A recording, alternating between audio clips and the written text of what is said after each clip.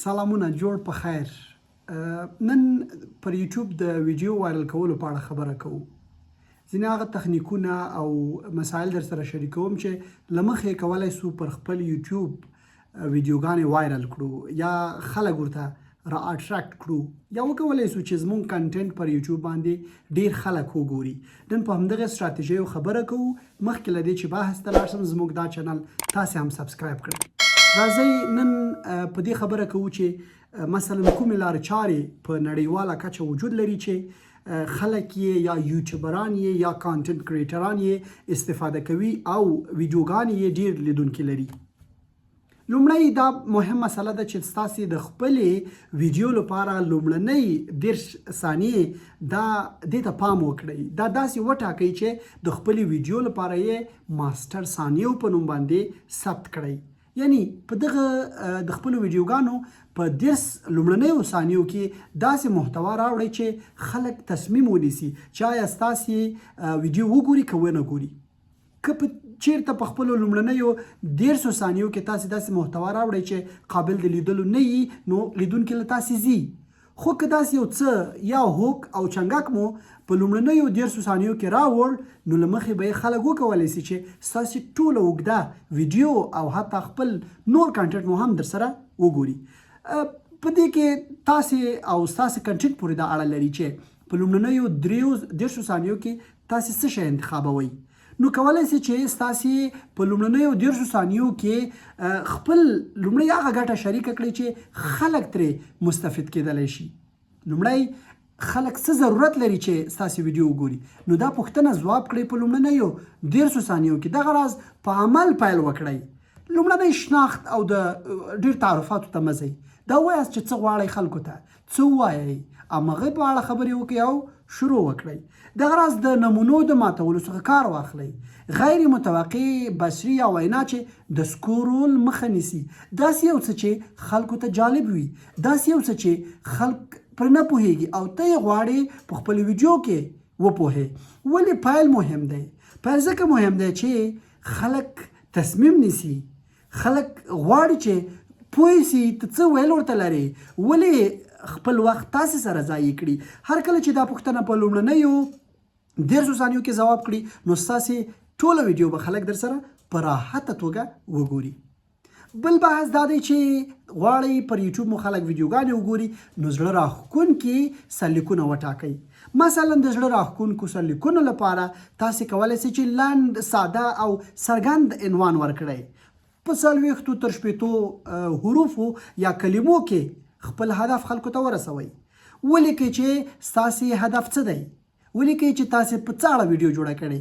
دویم کلیدي کلمې په خپل سرلیکونو کې او عنوانونو کې شاملې کړئ.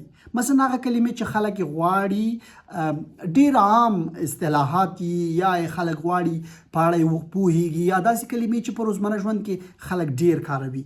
دغه راز احساساتي محرکونه پکې په خپلو عنوانونو کې وټاکئ. مثلا ویلی سئ چې څو هغه خطرونه چې په ژوند کې ورسره موږ مخامخ یو. مثلا ما عنوان دې ویډیو ته ورکړی چې تاسې په یوټیوب خپله ویډیو څنګه وایرل کولی سئ. کله چې دا څوک اوري نو تاسې دې کې یو هوک یو ځای کړی او هغوی فکر کوي چې راځه دا ویډیو وګوره تر څو د ویډیو د وایرل کېدو لارې چارې زده کړم. نو دا په دویمه برخه کې لکه سرلیک ډیر مهم دی. په دریمه برخه کې د تمنیل مسله مهمه ده چې فرضاً تاسې په خپل تصویر کې یا د تمنیل په بڼه څه شی خلکو ته ښیئ. زړه راښکونکي او روښانه رنګونه وکاروئ. دغه راز واضح احساساتي څرګندونې پکې وکړئ. مثلا تصویر مو په یو داسې انداز کې واخیاست چې خلکو توجه جلب کړي. لوی د لوستلو وړ متن پکې په تمنیل کې اډ کړئ. او دغه راز د زړه راښکونکي انځورونه، مثلا که چیرته مو په ویډیو کې داسې یو څه محرکه څانه وي چې خلک اټراکټ کوي، جذبوي، هغه لطفاً په تمنیل ته هم راوړئ. ځکه خلک چې کله خپل سکرین ګوري، ستاسو ویډیو ګوري او تصمیم نیسي چې آیا دا ویډیو وګوري که یې ونه ګوري. عنوان ته ګوري، له عنوان وروسته تمنیل ته ګوري. نو هر څومره چې یو ښه او بهترین تمنیل ولرئ نو هغومره به ستاسې لیدونکي ډیر وي او د هغه له مخې تاسې کولی سئ چې نور کنټنټ هم د خپل یوټیوب د تمنیل په واسطه باندې خلکو ته ورسوئ.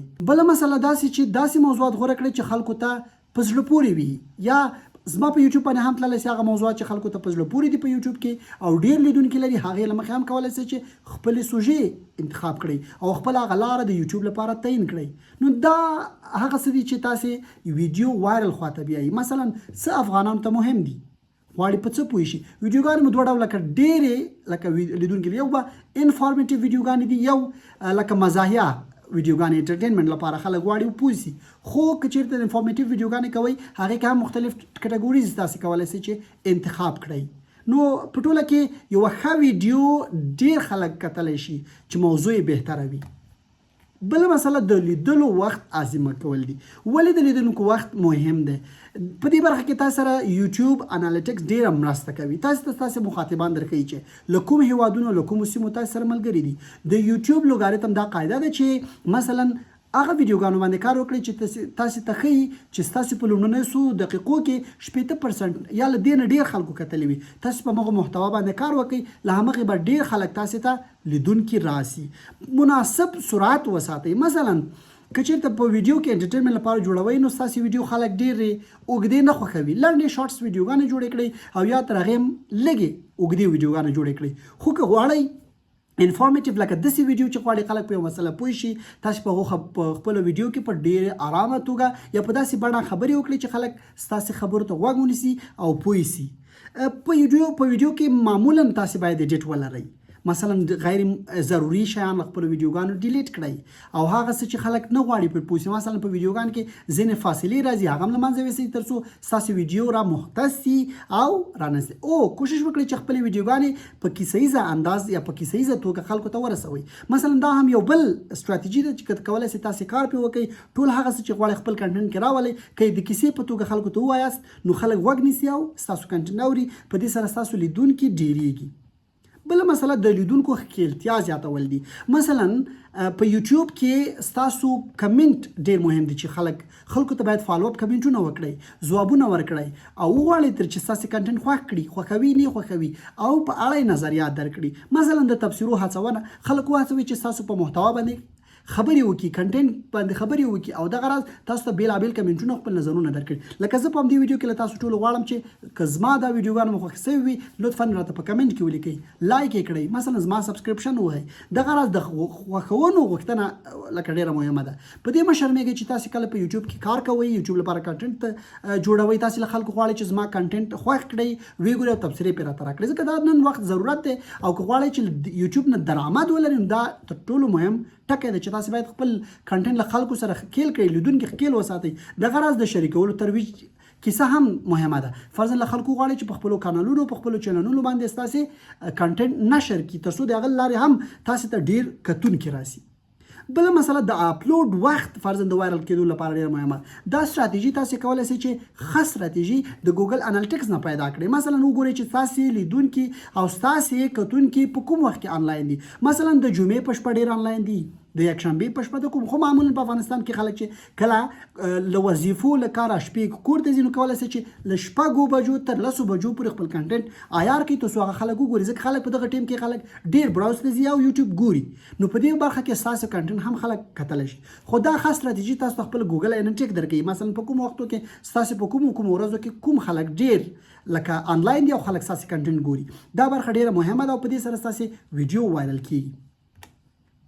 بله مسله ستاسې لطفا خپل کنټنټ په سوشل میډیاو کې لکه په فیسبوک ټیک ټاک واتساپ ګروپونو او انسټاګرام کې ریلیز کړئ.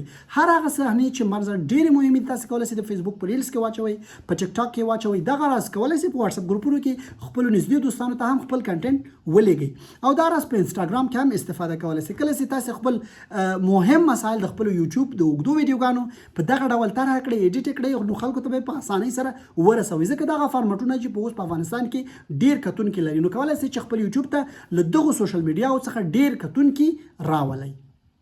بله د وایرل د بریالیتوب ثبات مثلا تاسو په کنسستنسي باندې نغښته دی، مثلا د مداوم کار باندې دی.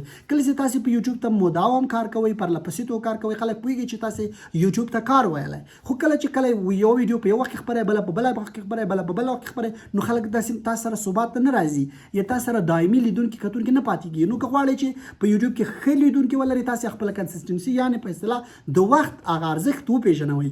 کله چې یو ورځ یو ویډیو کوئ، نو تاسو همیشه کوشش وکړئ په ورځ کې یوه ویډیو خامخا اپلوډ کړئ. خو که غواړئ په یوټیوب کې په هفته کې یوه ویډیو وکړئ، نو بیا هم همیشه خپل لیدونکي دا وساتئ چې تاسو په هفته کې یوه ویډیو لرئ. خو دا ډیره مهمه ده چې تاسو خپلو ویډیوګانو ته دوام ورکړئ. داسې مه کوئ چې فرضاً یوه ورځ ویډیو وکړئ، بله ورځ نه کوئ، بل وخت کوئ، بل وخت نه کوئ. نو دغسې په د ویډیوګانو د وایرل کېدو لپاره دا مهمه ده چې تاسو ویډیوګانو ته دوام ورکړئ او یو ډول سکیجول لیست هم ولرئ. بله مسله دا ده چې له تاسو ټولو ډیره مننه چې زما ویډیوګانې ګورئ او ملګرو سره یې شریکوئ. بیا هم زما د دې کنټینټ او د ویډیوګانو په اړه که څه نظر لرئ، ما ته په کمنټ کې په خلاص نیت ولیکئ. پوښتنه لرئ پوښتنه ولیکئ، نظر لرئ نظر ولیکئ، او دغه راز زما د محتوا که خوښوئ مو ولیکئ، که نه خوښوئ مو ولیکئ. دلایلو سره راځئ چې یو بحث ته داخل شو تر څو ټول په یو داسې تاسو سره وپوهېږو چې فرضاً موږ ستاسو ټولو بحث موجود وي، نظریات موجود او یو بل نظریاتو ته به احترام کوو. تر بیا ښه وخت. خو مه هېروئ چې زما چینل سبسکرایب کړئ.